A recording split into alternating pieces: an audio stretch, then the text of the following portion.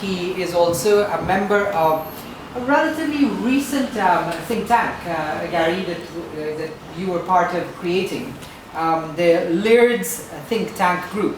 LIRD stands for Law, International Relations, Research, Defense and Security. So I'd like to invite Hugh to come forward.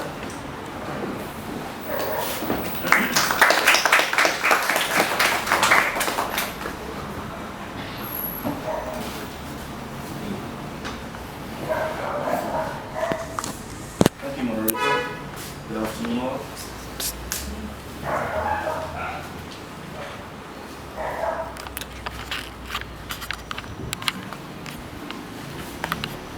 My talk today will be on democracy.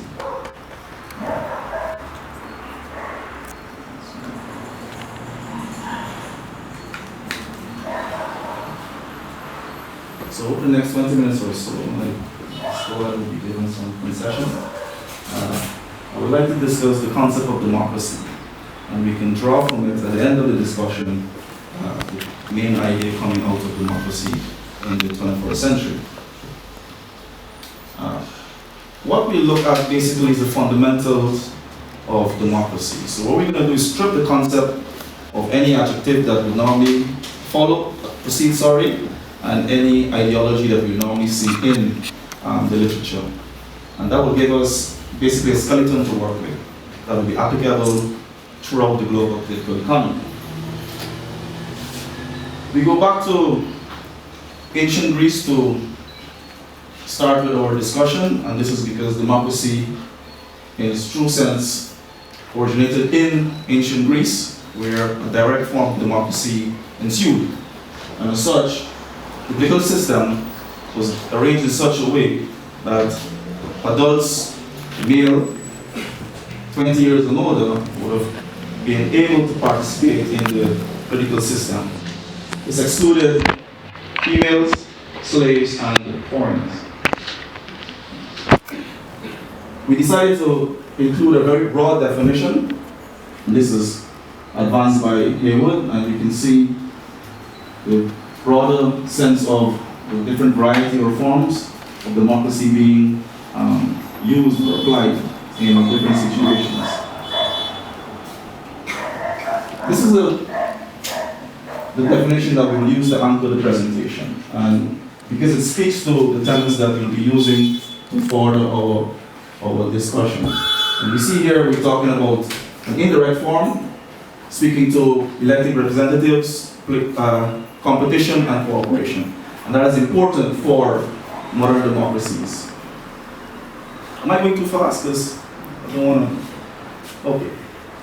So, forms, and we're speaking to the second definition. The classical democracy takes us back to 5th and 6th century Greece. Protective, 18th, 17th and 18th century, and this was advanced by Aristotle.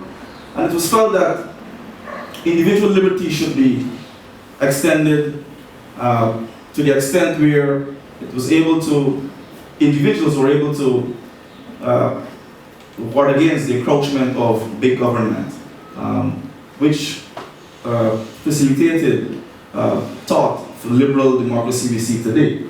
However, it is felt that in that era, that natural law only applied to landowners.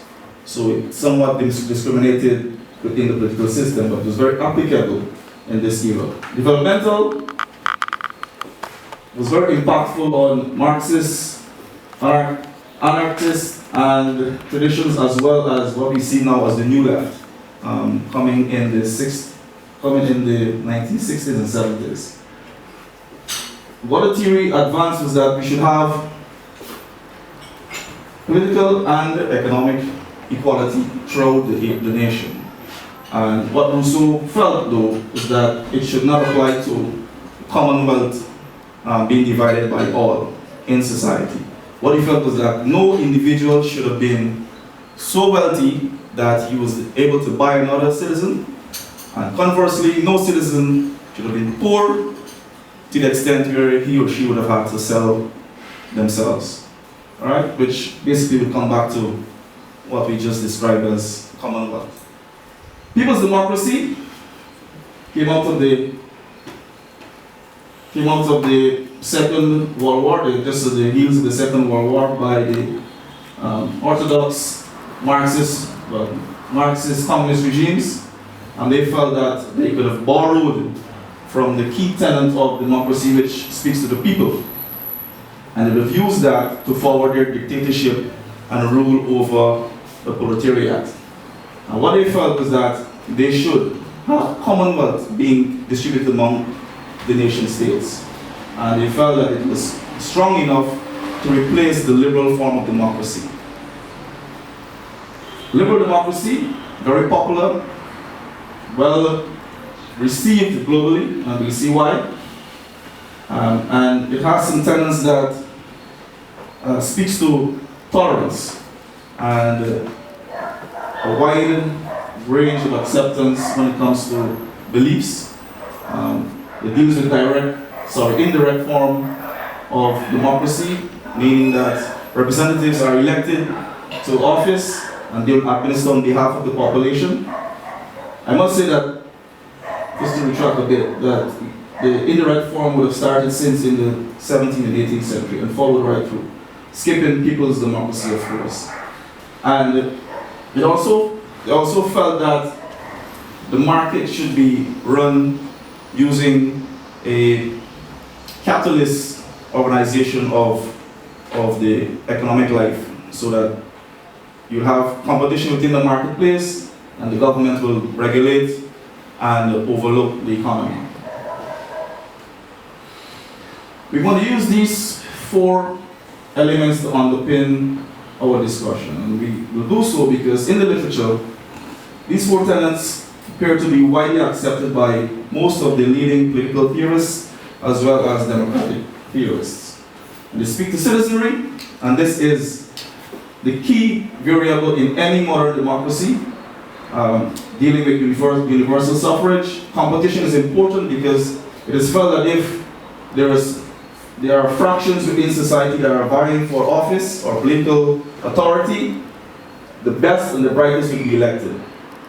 Cooperation speaks to civil society that encourages independent organizations to be formed and to be able to be the intermediary between the elected and those who are at the bottom of the population, so that they basically go between. So the cooperation between civil society, independent organizations should be of such that they will be able to inform political decisions at the top.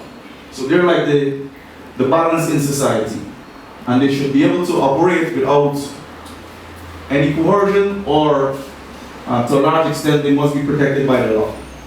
Representative, it is accepted that within any society you will have professionals who would want to be politicians or career politicians, and a political elite will evolve in any modern democracy.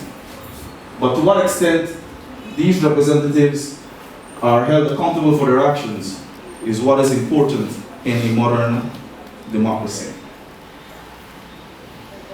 So that we've anchored our discussion using the 4 elements, and then we turn to Professor Dahl, who recently passed away, and he's a well-renowned and respected democratic theorist, and he has submitted 7 key principles that should underpin any modern democracy. Some authors went on to make some additions to it, but they've accepted the 7 tenets, and they all speak to the 4 variables that we're using as our key elements. And you can see from 4 through 7 that a lot of attention is given to the citizenry, the cooperation aspect, as well as competition, and for representatives to be accountable to the people, and the rule of law being enforced. Liberal democracy. We tease out liberal democracy because liberal democracy came to be the most dominant and well-received form of democratic rule. in most political systems in the 21st century. 20th, latter